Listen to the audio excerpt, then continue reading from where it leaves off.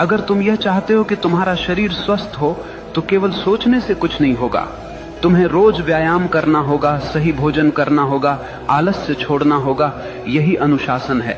अगर तुम यह चाहते हो कि तुम्हारा जीवन ज्ञान से भरा हो तो केवल यह चाहना कि काश मैं बुद्धिमान बनूं बेकार है।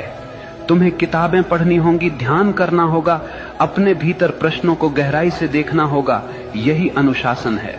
याद रखना, चाहत बीज है और अनुशासन उसका पानी। बीज कितना भी महान क्यों न हो, अगर उसे पानी न मिले तो वह सूख जाएगा। ठीक वैसे ही तुम्हारी चाहतें बिना अनुशासन के मर जाती हैं। आज दुनिया में लाखों लोग सपने देखते हैं, लेकिन केवल वही लोग सफल होते हैं जिनके पास अनुशासन है, क्योंकि सपनों को हकीकत तक पहुंचाने का काम केवल अनुशासन ही करता है। और अनुशासन कोई कैद नहीं है, अनुशासन तो आजादी है। आजादी इस बात की कि तुम अपने ही आलस्य, अपनी ही कमजोरियों और अपने ही डर से मुक्त हो जाओ। देखो, एक नदी जब तक बह रही है वह जीवन देती है, लेकिन वही नदी अगर बिखर जाए, फैल जाए तो केवल कीचड़ बन जाती है। अनुशासन नदी के किनारों जैसा है जो तुम्हारी ऊर्जा को दिशा देता है, गहराई देता है और तुम्हें तुम्हारे मंजिल तक ले जाता है। इसलिए अगर तुम सच में वही बनना चाहते हो जो तुम चाहते हो तो केवल चाहने से कुछ नहीं होगा। तुम्हें अपने जीवन में अनुशासन की आग जलानी होगी। हर दिन, हर क्षण अपने लक्ष्य के लिए समर्पित होना होगा।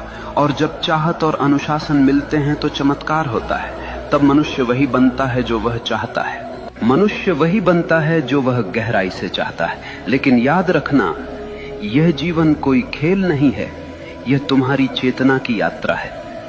अगर तुम अपने भीतर नीच विचार रखोगे तो तुम जीवन को नरक बना लोगे, और अगर तुम अपने भीतर ऊंचे विचार, गहरी चाहत और अनुशासन रखोगे तो यही जीवन तुम्हें स्वर्ग बना देगा। सवाल ये नहीं है कि दुनिया तुम्हारे खिलाफ है या साथ में है, सवाल यह है कि तुम अपने साथ हो या नहीं।